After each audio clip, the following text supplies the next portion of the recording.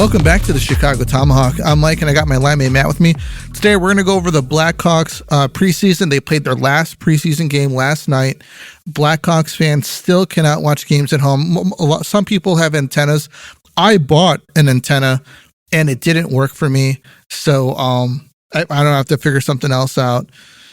And we're going to go over some NHL news. So, Matt, have you tried to get any Blackhawks games yet? No, man. I've just been getting the highlights on whoever's posting the good ones for the Hawks. Probably Charlie Molis, whatever the hell his name is, but he usually has got good stuff, and that's pretty much where I've been getting all the games out of, and all the pretty much X, I guess you could say. Yeah, it really sucks, dude, because it's, usually I like to check out the last, depending on the rosters, on what they're putting on the ice, so that I could see, some prospects or what have you. Yesterday, they had the who's who of prospects on there, pretty much everybody who's in line to kind of come up, and they won 6-2 last night. Frank Nazar had a nice breakaway goal. Connor had 3 assists. Reichel had an assist. Nolan Allen had a goal and an assist. So, the boys were really humming yesterday. And, earlier this week, I wrote a article. Check it out on our X account, Shy Tomahawk, about Lukas Reichel, his stats on him and some other comparable players who are first round draft picks, and why we shouldn't circle the wagons already about him. But he had a good game yesterday. I really get this feeling that I get this feeling of Richardson on Reichel is the same as Quenneville and Leddy. And that's not good. No. Because Leddy was a good defenseman, and, Quenneville just couldn't make it work for some reason. And it seems like there's like a problem with Reichel's development, and Richardson just has a hard time letting this kid develop for some reason. Anyways, so they said he had a really good game yesterday. We'll see if he makes the opening night roster. Not sure. It kind of seems like him and Anthony Ciu are somewhat odd men out on this roster. They might be healthy scratches. Matt, Anthony Ciu had a pretty good first season with the Hawks. Last year, he had some injuries, so he really didn't get to play, as much as he wanted to.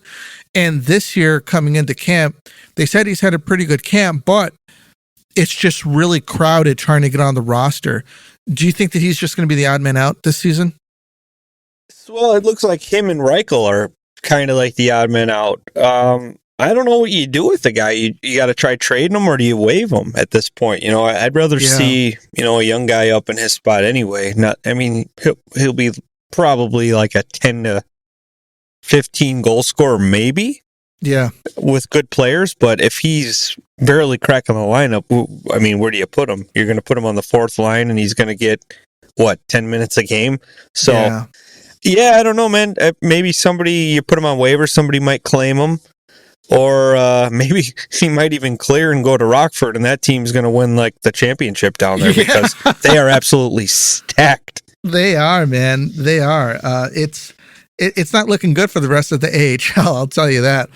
But Nolan Allen, I think that he may make the opening night roster, man, and I'm excited to see this guy play. They said he's had a great camp. And, something I've been thinking about is that, we brought Korchinski up, and he's had his issues, obviously playing a lot of time with Connor Murphy. We don't have to take a deep dive into that because we know who Connor Murphy is. And, but everybody has trouble playing with Connor Murphy, even Seth Jones. So we can't blame Korchinski, I think, for where he is at this point. What I think that they should do is, instead of bringing one kid up, they should bring his playing partner up that he plays with in Rockford, meaning that if they bring Korchinski up, they should pair him with Nolan Allen because he's played with Nolan Allen before, and they have some chemistry together.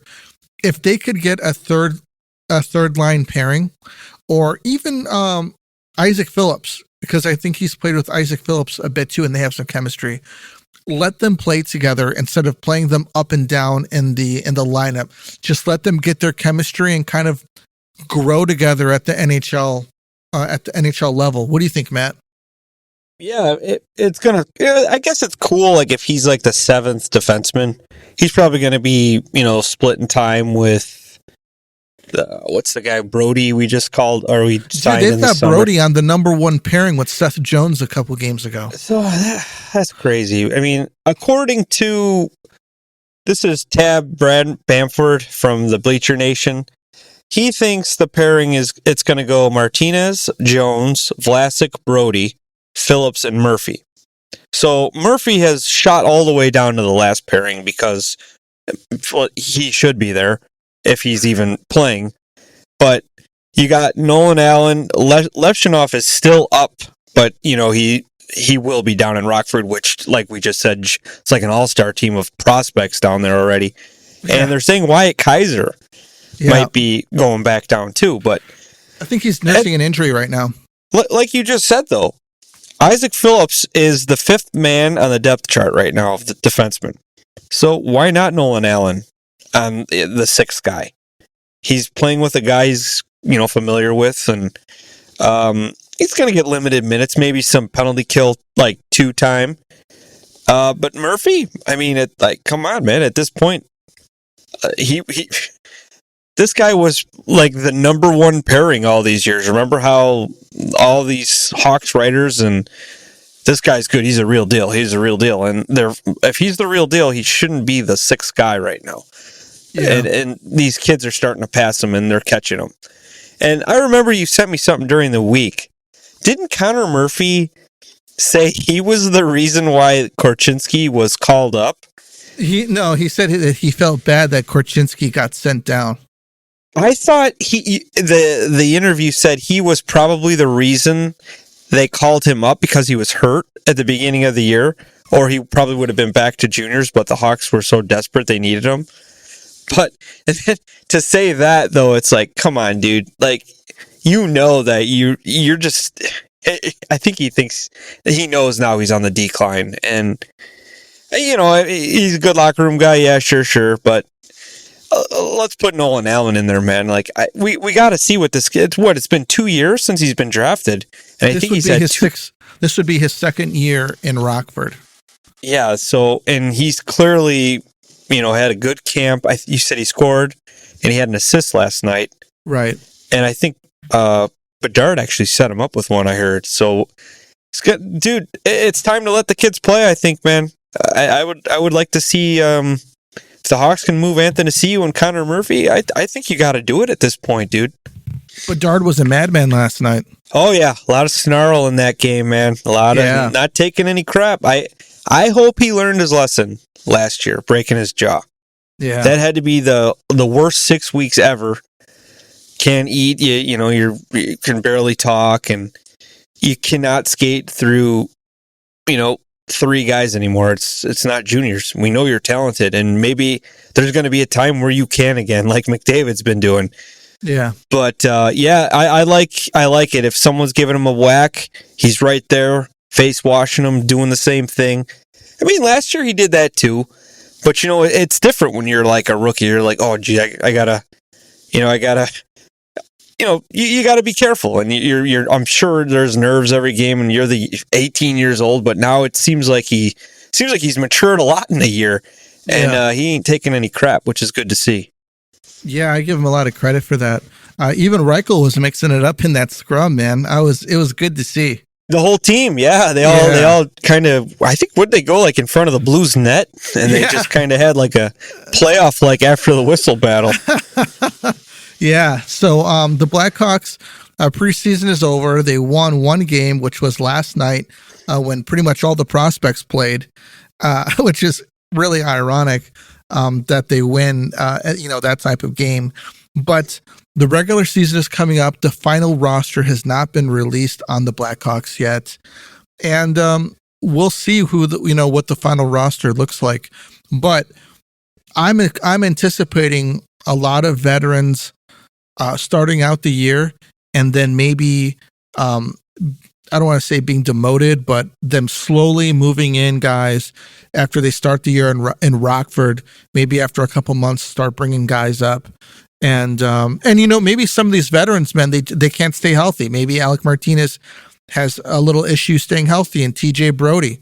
Maybe Anthony Siu gets hurt again, or who knows, man? Who knows if there's any injuries in the top six? I think there's going to be a lot of trades, dude, this year at the deadline. I think Taylor Hall's going to be gone. All these guys we sign on 1-year deals, they're hoping like, hey, maybe they have a good season, putting up some good numbers, and these teams in the hunt or going for a cup want to load up, and they overpay a little bit just to get them, and I hope the Hawks benefit from that. Yeah. Do you really think that maybe Taylor Hall, if Taylor Hall is not scoring, do we just let him go? Oh man, I don't think. Yeah. At the end of the year, let him walk for free. Yeah, I think you got to do it. But if he's lighting it up, at least like 50 points at the deadline or something like that, someone's gonna go for him, dude. I'm telling you, someone's gonna want that talent. It's a shame. All these guys, like he's one of them. Like Patrick Laine is another one. They're always getting hurt, and you don't know the full like potential of these guys. And when they play healthy, they have like MVP like seasons like Taylor Hall did with New Jersey. Right. Yeah. I've always been hopeful that, I remember when he came into the league, it was Taylor Hall and who was it? Tyler Seguin. And they were going back and forth who should go first. And it was really more like a 1A, 1B that season on who you took first. There wasn't really like a huge drop down, between those first two picks. And you know what, man? Draft. Yeah, they're not even on their drafted teams now. It's crazy how that poor Taylor Hall's been kind of bouncing around a little bit. Yeah, he has. He had his best season, I think, with New Jersey. Oh, yeah. Boston gave up way too early on Tyler Seguin. What were they thinking, dude? He got in trouble one summer. He got into some trouble, and then they're like, "Hey, we don't want to deal with this." Especially at the same time, that was when Patrick Kane was getting in trouble too. Well, that's he was getting in trouble with Brad Marchand too, and they kept him. I guess they kept the right guy, but man. Tyler Seguin, he still puts up decent numbers, and yeah, he does. That team is solid in Dallas. They're kind of like on a transition right now where the young guys are kind of taking over, but those old guys are still pretty damn good. Yeah, they are. I think that they have an opportunity, but when things go south, it's going to go south really fast for Dallas. I think they got a couple seasons. A lot of the guys on NHL radio are picking them to win the cup. Yeah, they are. I saw that. It's almost like, dang, like Colorado's there too. Colorado's a good team, and especially the Central. It's going to Colorado or Dallas. Those are the top teams. Then you got to figure what all the moves Nashville made this offseason, and they were pretty. They're like a middle kind of wild card, maybe a third team in the Central to get in. But adding Stamkos and Marchessault, and they got Ryan O'Reilly what was that, last year? I think they got him, and then they locked up Soros, and Forsberg is kind of turning into that, underrated scorer that, you don't get a lot. They don't get a lot of attention in Nashville because they're honestly, they're very boring, but I think Barry Trotz is trying to change that. So I got them in the top 3, but they could surprise people. They could be sneaky and knock out a Dallas or Colorado before they even get to the second round. Kind of like what Utah did, not Utah, Seattle did a couple seasons ago. Yeah, with Colorado. Yeah, that was nuts, dude. Yeah. Man, they've fallen too. That was just kind of a Cinderella kind of run. Yeah, but I don't see them as a threat, and I don't see Utah being a threat. I think they're a little bit better than us right now, the Utah Hockey Club. Soon to be the Utah Yeti, I hope. That'd be pretty cool. But, the Central, it's crazy because the fourth team, I think, and the third team that are going to be battling for that third spot is going to be Nashville and Winnipeg. Do you think that, as of right now, Bedard seems to be, coming along quite quickly. And, last year, I think that he was essentially like a sponge, just taking in as much information as he can. What kind of a season do you think that, because he had 3 assists last night, he had a really nice shot on an opportunity, but do you think, I think, man, that he's going to have I think he's going to play a really big playmaker this year for some reason. I think that Kurashev might be benefiting from this. Kurashev might turn into a 35-40 goal guy if he is putting away passes like he was yesterday from Bedard. Do you think that Bedard is like the secret link to unlocking Kurashev's potential? You know what, man? I was going to write this down in our notes. I was going to say, is this chemistry too good to break up? And you said that, but you know what? That pass last night was remarkable. Like I think I tweeted out a Kaner-like vision pass because Kaner used to kind of drop back and skate backwards and then fire a pass as he's transitioning between two guys. Yeah, and Kurashev just buried it. Goalie had no chance, and I think Kurashev could hit 30 if he's playing with Bedard. But my prediction for Bedard is going to be 40. And 45 to 50 assists this year. I think he's going to be a 90-point like guy this year, and and next year they're going to probably extend him to like a $12 million for 8 year kind of like deal. So next year will be his third year.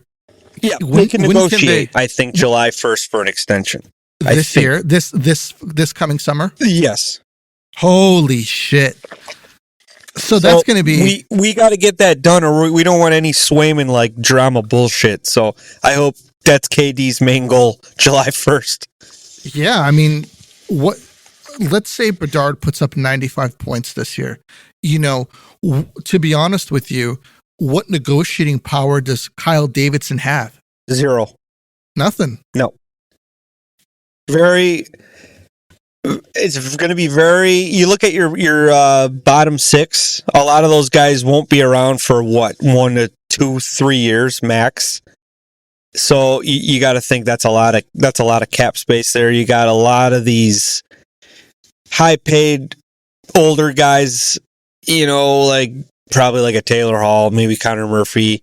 Jones you're stuck with at 9, but you're almost, if he puts in, let's say he gets 90 points this year, even 80 points, you're starting at 10. And then who knows, Bedard's agent might be like, let's wait, let's finish year 3 out before we negotiate.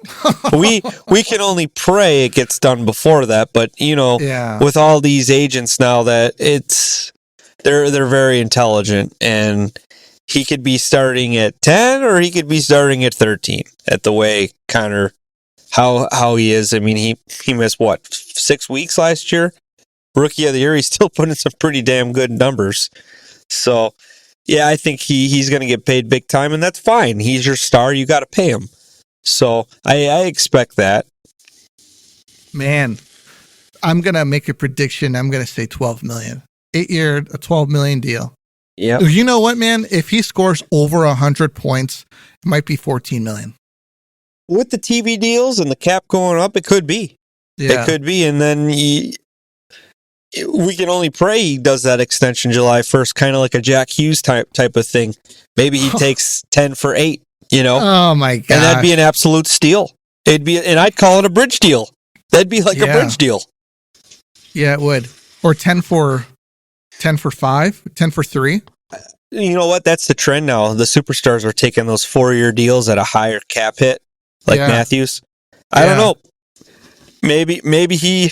We'll see. I hope it's an 8-year deal, so we never have to worry. But we'll see how him and the agent feel. What's best? If you really think about it, if there's any injury problems, and you got a guy for $14 million for 4 years, you can, obviously that comes up next time it's time to negotiate. It's like, hey, man, you haven't been playing very much. He might even say, hey, it's time to get me some better talent around me, or I'm not signing an 8-year deal. I'm going to sign a short-term deal. Your work's going to be harder now because you got to put a better team around me. So I hope he doesn't, but he could. Really interesting, dude. So before we go any further, got to let everybody know the quest for the Stanley Cup starts now. The puck's dropping on the 24-25 season. Get in on all the action at DraftKings Sportsbook, an official sports betting partner of the NHL. It's super easy for first-timers to get started. Try betting on something simple like picking a team to win. Go to DraftKings Sportsbook app and select your team and place the first bet. Typically, what I like to do wins. And this coming week, Tuesday, we've got Boston and the Panthers playing. I'm going to pick the The Panthers have a minus 162 favor over the Bruins, plus 136 on that one. The Blackhawks are favored to lose in their matchup against the Utah Hockey Club. Utah minus 166 and the Blackhawks plus 140. And Toronto Maple Leafs and the Canadiens. The Maple Leafs are favored minus 185 to the Canadiens plus 154. Obviously, I think I know who's going to win that game. But anyways, at the beginning of the season, nobody really knows how teams are going to gel at first. So it's pretty up in the air who wins or who loses. So maybe if you can get a couple good parlays going, you can win some big bucks at the beginning of the year. Download the DraftKings Sportsbook app and use code ShyTomahawk. That's code ShyTomahawk for new customers to get $200 in bonus bets when you bet just $5. Only on DraftKings. The crown is yours. Gambling problem? Call 1-800-GAMBLER. In New York, call 877-8-HOPE-NY or text HOPE-NY 467369. In Connecticut, help is available for problem gambling. Call 888-789-7777 or visit ccpg.org. Please play responsibly on behalf of Boot Hill Casino Resort, Kansas. 21 plus age and eligibility varies by jurisdiction. Void in Ontario. Bonus bets expire 168 hours after issuance. For additional terms and responsibility gaming resources, see dkng.co/ice. Copyright NHL 2024. All rights reserved. Now, Matt, back to Bedsy, dude. Do you think now? I think that this could be an opportunity for Reichel, and Reichel should be thinking one thing: get the puck to Bedard, right? But Richardson wants Reichel to shoot. Now, I don't know Reichel being a sniper, so what is what the hell is going on? And I actually wrote this in the article that I wrote that Richardson has a problem with two players. With Reichel, he wants him to shoot, and he wants him to play better defensively as a center. Now, as far as I know, when Reichel was drafted, he wasn't drafted as a two-way guy. He was drafted as a creative center/winger with very good hands. We've got Korchinski, who is an offensive defenseman, and Richardson has a problem with his defense. So I understand that Richardson is an old school dude and he wants defense, but there are guys, they just don't play that way. I'm going to bring up Duncan Keith. He was a phenomenal defenseman. He was a phenomenal offensive defenseman, but he wasn't as good on the defensive side of the puck. Now with Brent Seabrook there, he was much better because he had Siebes there with him. But when Siebes was gone, man, the Blackhawks defense with Dunks, it went downhill, bro. Would you agree with that? Oh yeah, yep. You can't here's the thing with Keith. They brought in Campbell to be that guy, and then they let Keith kind of play your game, and it's like, why did we sign Campbell? I'm glad we did because we won the cup with him, but right. And look at Campbell's defense. It got better because look who his partner was. Jarmelson. Campbell was a better two-way guy because of Hammer. And it's the same with Keith. He had Siebes. If you put Keith with Murphy, you're going to be minus 45 every season because the defense is horrible. I don't even know. Connor Murphy, I don't know what he is. I don't know if he's a two-way. I don't know what he is. He's got no identity to me. I feel like he goes out there and protects the slot and chases a guy if it's on his side. That's it. But that's the thing. If you have a good partner that complements your game, you're going to be better. And I think, like you said earlier in the show, Phillips and Allen would complement each other because Phillips is kind of a two-way guy, I think, but he could play back. But yeah, if you want Allen to be steady Freddy at home and just make sure, you do your job in the defensive zone, that's a good pairing. Even Korchinski, kid, go ahead. Get the puck up, move it up, start something, and I got your back. I'll cover you. And that's just how it is. But I think that's probably, if you got the right defensive partner, you're going to go far in your career. Yeah. And this is essentially my problem with Richardson, is that he has two prospects that are having a problem taking the next step. I think it's still early for both of them, but the media and a lot of the fan base are saying that these guys are having a hard time taking the next step. But I think they're being hindered by Richardson, who isn't developing them properly. Because true, and those are the same people that you see whine about the Bears every other week. When they're doing good, they're going to win the Super Bowl. When they're bad, we're terrible. Fire everybody. We drafted the wrong guy. Same. It's the same people yelling at the clouds. You just kind of laugh them off because some guys just need more time. Reichel might need more time, but you need to give him a fair shot. You can't mind screw with the kid, and you're on the fourth line. Go get 10 goals. Like, but right. What? Put me on the top 6. Give me 15 games. That's what you got to do. This is what it's for. This season is a wash. This is what you look for. Give Reichel 15 games in the top 6. If he doesn't do anything, send him down and reevaluate what you're going to do with him. That's my opinion. Korch, defensemen, they need about 200 to 300 games to see what kind of defenseman they're going to be. This kid's got 80 already? Yeah. And I mean, he was kind of thrown in the fire, and I thought he did a great job, but even if you wanted to put him with Vlasic, I think he'd be really good. And he was playing with Connor Murphy, so I mean, would you even consider that a full 80 games? Would you consider that fair? No. I don't. I think they, like I said, they need to move on from these guys now that are the old, the Bowman, the guys who got paid big bucks with Bowman. I think it's time to move on from those guys. Can you identify them? Yes, Anthony Ciu, Murphy. You can't get rid of Jones because that contract's too big, and I don't mind Seth Jones right now. I think he's going to help. I think he would really help guys like Korchinski if Korchinski was watching him. And Jones just needs a good partner, like you said. He's another guy. You need a good partner. In Columbus, who did he play with? Zach Werenski. Werenski is a hell of a defenseman. And that's the year that team knocked out Tampa Bay in the first round. That was a freaking shocker in the hockey world. Yeah, that's how good that team was. So you put good guys with Seth Jones. He's gonna do good things, but that's the guy you want to see when he's rocking and rolling. Korchinski and Nolan Allen and all these guys, these young kids, watching Seth Jones move the puck up and create and being like that fourth winger, man, that would be huge for these guys. But they're not going to get to see it because you got guys like, nothing against Martinez, he's going to be good for this team, but Murphy, Martinez, and Brody, I mean, these guys aren't going to change. You're getting what you're getting. These young guys, you can really take time to develop, and they can see the game with these different defensemen and really probably try to improve it. Yeah. Yeah. And, that's precisely like my point is that, Murphy has played a lot with Jones. Can we say that Jones hasn't really, lived up to his billing because of his playing partner?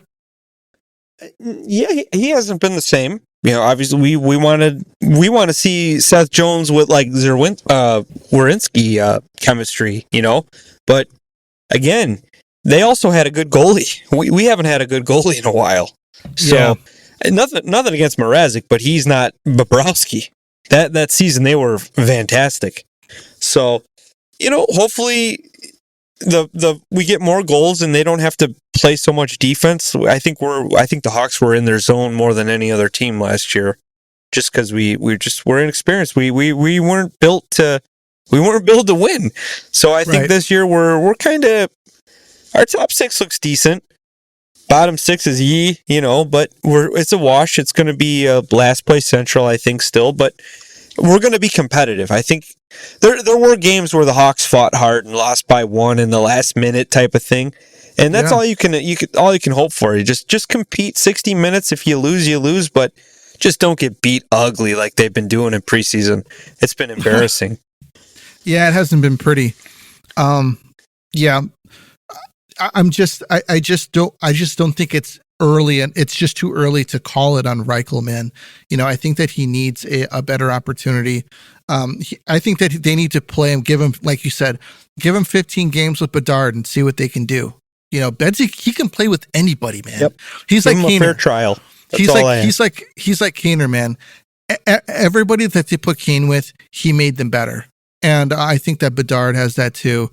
I think that honestly, they need to bring Korchinski back up and put him on a pairing with Nolan Allen or Isaac Phillips, either or. He'll be the first one called up when there's an injury. Connor Murphy gets hurt a lot. I'm sure he'll be called up pretty soon. I'll go first pairing Vlasic and Jones because they played well together. A second pairing, it's kind of up in the air. Third pairing, I'm saying Korchinski and Nolan Allen. Maybe put Isaac Phillips on that second pairing because he's got a lot more NHL experience, and Alec Martinez. What do you think of that?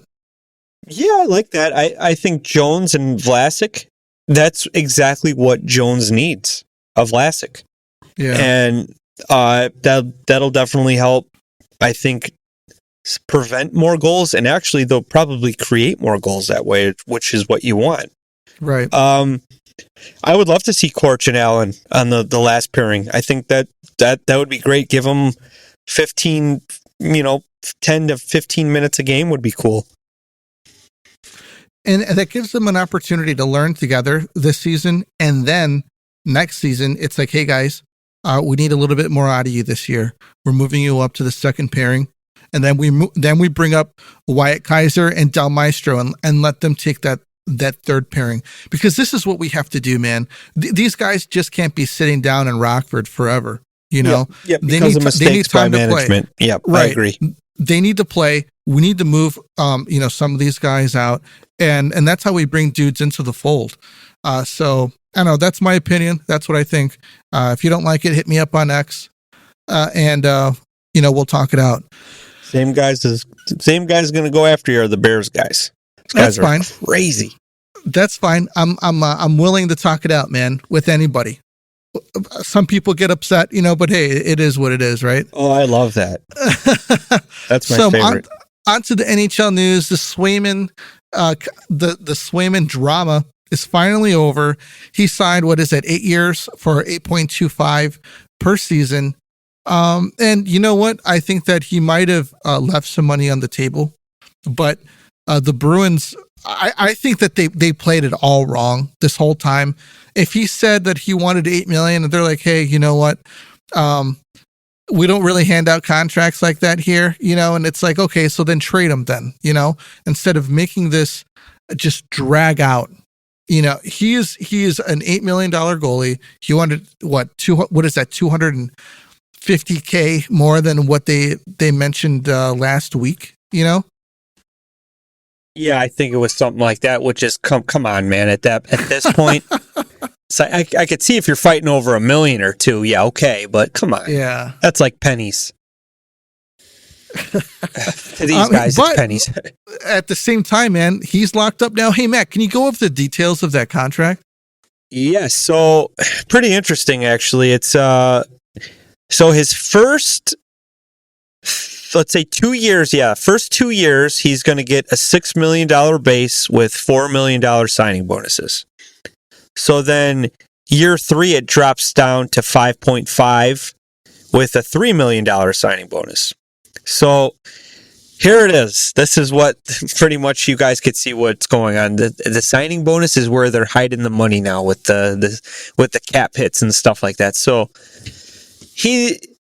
let's see, signing bonus money. There's 5, 10, 13, 15. He's almost making $20 million just in signing bonuses with this contract, which is insane.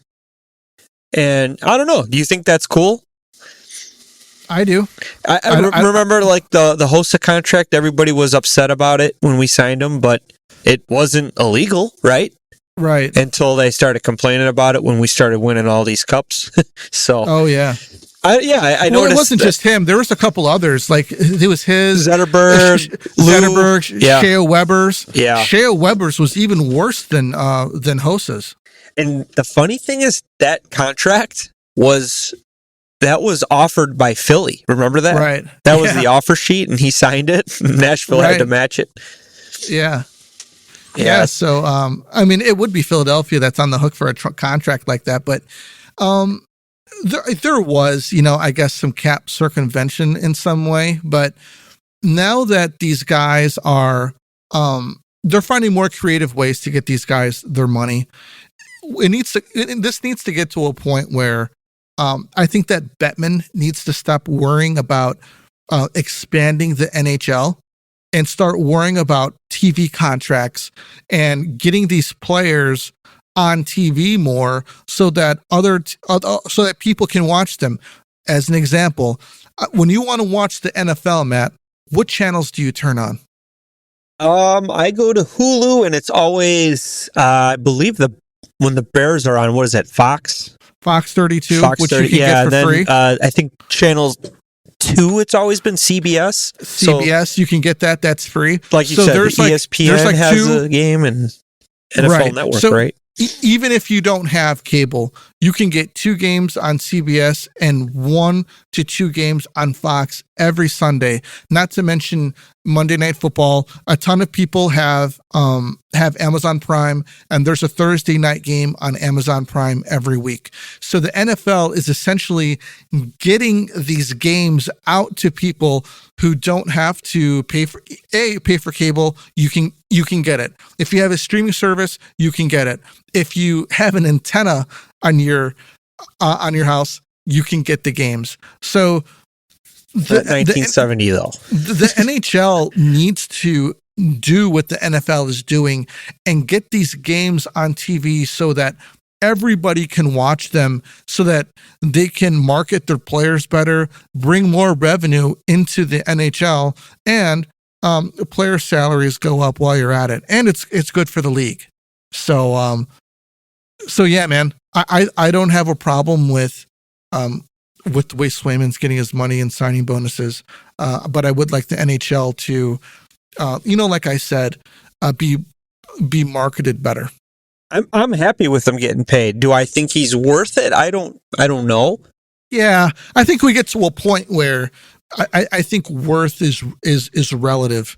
I mean, you look at his numbers, which I have been, recently, just to say, like, okay, this guy's going from $4 million he got in arbitration. 1 year, his salary pretty much doubled. But, last season he played 44 games, 43 started. He was 25-10. It's pretty good, man. Yeah. And then he's been a 20-win guy, which is pretty solid for a backup goalie. And now, he's going to be getting that 55 to 60 start. So that's a big jump, man. He's been lucky. He's had Ullmark, which is a fantastic goalie tandem. They've been so good over these last seasons. But you look at his wins career, he's 79-33, which is it's damn good. But in the playoffs, I think he won 1 playoff series, and he didn't start all of them. They had the rotation going down. So yeah, we'll see. My cousin in Boston's been talking to me a lot. He thinks the Bruins are, the management was stupid for letting it go this long, and he wanted to see Swayman locked up. So obviously they see more than we do, because they're watching the games like we watch the Hawks. So they see the talent, but you see the 8-point whatever it is. Okay, Shesterkin, where do you start? I mean, he's probably going to be. I think you start at 12 with this guy.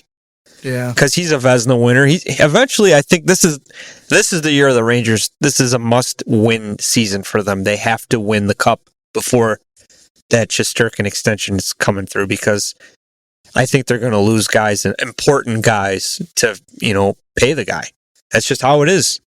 Yeah, when the Blackhawks were winning, we had 2 guys that were making big money, and you really only have that window while you have good players that are on entry-level contracts or their bridge deals. Yeah, and Kane and Taves went on their 3rd year of the entry deal, right? Yeah, they did. They went on their 3rd year of their entry deal, and then they got that $6 million. What was that? 6.5 or something? Whatever it was. 6.5, and it was like a 3-year deal, the bridge deal. And man, they were well worth it. Oh God, that was a great bridge deal. And then you had Duncan Keith. His hit was only $5 million. And that's insane. That was a 12-year contract too. wasn't it? Didn't they sign him for like? I think it was a crazy long deal just to get that cap hit down. Right. But right. hey, I'm fine with that. That worked out great. I am too. So the Devils are an interesting team, man. You know, we're looking at a team that they made the playoffs, not last season, the season before. People were expecting big things out of them. Last year, it wasn't pretty. They were really bad. Yeah, and injuries killed them. This year, and you know, they had some people that, to be quite honest for you, weren't pulling their weight. And you know, Timo Meier was someone that was a 40-goal scorer at his last club. He came over, and that wasn't the case. So this year, I think that we're looking at a new squad. These guys are a year older. I think Luke Hughes is out for the next 6 weeks with a shoulder injury. But when they get him back, that's going to be really good news for them. And some people are saying they're a cup favorite. To be honest with you, to name someone a cup favorite, they have to make the playoffs this season before. And did the Devils didn't even make the playoffs last year? No, their injuries were just really bad. Yeah, it was just too bad. The goaltending problem, it was bad. Right. Do you remember they had Markstrom deal in place, and then something happened, and it got I think it was with the Flames, and it just didn't go through, something with a movement clause or whatever. But I remember Markstrom getting all upset. But you know, they brought him over in the summer, which was, you know, that was their number one weakness, and they upgraded it big time. And Markstrom looked very good in that first game in Prague, and he had like a Dominik Hasek like save, and just the Devils got to feel good about that. They finally got that number one goalie since, man, what do you think, Brodeur? It's been that long. So he's a little bit older, but you know, the Devils are healthy, and like you said, they made the playoffs 2 years ago, and they knocked out the Rangers, which was a shocking thing for everybody. Absolute shock. I would say that's the same as Tampa, man, when Columbus knocked out Tampa. Probably not as shocking, because I think I think the Jackets just barely made it. They were the 8th seed and knocked out by 1, but you know, no one thinks the young Jack Hughes and the young Devils are going to beat like the proven Rangers, and they did. So I think, honestly, man, I don't think they're a contender. I don't think they're there yet, but I think they could do some damage and knock out a team like the Rangers in the playoffs. Yeah, I wouldn't put them over the Rangers right now, but we may see a rematch this year, man, in the playoffs. Could be. I think those are the two best teams in the Metro. And then you got Carolina. I think they took a step back, but they're still a good team. Freddie Anderson still there in net. I don't know why, but he's there. They're not going anywhere, dude. He's the man. They're going to do the same thing. The same thing that they've done. I like to call them the Leafs of the second round, because they look so good in the first round, and it's like, geez, these guys just walked all over that team. And second round, they just kind of disappear, or Anderson gets hurt. Yeah, and they leave it up to the young Russian rookie. I forget his name, Kotrakov or whatever, something off. But it's hard for a rookie to do that. Just step in and play a battle-tested second-round team. So it's almost like another season for them. They just hit like a rut. But those are probably the top 3 teams, I think, in the Metro. Yeah, as far as Carolina is concerned, dude, I mean, I'm expecting them to wreck shop during the regular season and completely, just fall like a rock when it comes playoff time. They do it every single year. I think Teravainen was a big part of their team, and he's gone. I don't think that they've gotten better. They've lost players. Yeah, they let a lot of guys go. Ranta, they finally moved on from him. Yeah. Which is probably the right decision, because he's hurt a lot. And honestly, man, I'm really surprised they didn't upgrade the goaltending position. I thought Markstrom was going to go there last year, and I guess that fell through. But hey, man, what do you think? Gibson, when he's healthy with the Ducks, maybe pull the trigger. I think they have to do something because that's not working. I think that Gensel leaving is kind of a telltale of what's going on there. Yeah, it sucks. I mean, they went for the big fish. I give them credit. At the deadline, they brought him in, and he probably wanted to test the free agent waters. Dude, it's very hard to turn down a deal with Tampa, especially at the money. And it's like, hey, you're going to be playing with Kucherov for the next 8 years. And Hedman. Victor Hedman, you got Vasi in that. The team is still good. Brandon Hagel was a so-called utility guy in this team. Now he's a top 6, putting up some good numbers. Braden Point.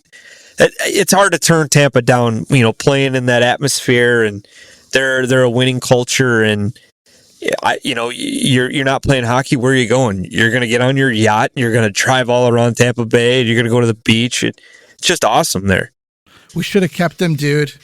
Yeah, I understand. You see it, like Taves was so frustrated. He was. The dude could do it all. He literally could do it all. I see him fighting. I see him laying down a hit. He's fast, smart. He's scoring goals. It's crazy. I thought they were going to win a cup with him, and I would have been so happy for the kid. But I think they're going to get there again. It sucks losing Stamkos, but you think about it. He's older. He's been getting hurt a lot. Yeah, he could still put up the numbers, but it's going to decline soon.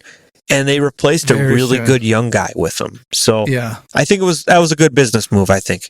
Yeah, I think it was too. Really difficult, man, to move on from your captain. Your franchise mainstays, like a guy you drafted type of a thing, It was an insulting offer, I heard. I think they did him wrong with that. I think it was he collected a lot of money from them while he was hurt. Yeah, so that's true. I think it was like a 3-year deal. I think he turned down with the Lightning. I forget how much, but I thought it was at $5 million. It was something low, and obviously Barry Trotz, hey, here you go. I got all this cap space. Of course he's going to take it. So, it sucks, man. That's the thing. I never wanted to see Kane leave, and he left, and it happens in sport. I mean, if you're a young Oilers fan in the 80s, have you ever think Wayne Gretzky would get traded? It's anybody can get traded now, so it sucks. Bedard might even get traded one day, and I don't want to think about that. Don't ever say that. Dude, Gensel's 30s. He's not young. Yeah, but I think he's got 4 or 5 prime years left in him, especially with Kucherov. You're going to be fine. Yeah, maybe 4. 4 max. Probably. 34 would probably be the drop year. Yep. Yeah.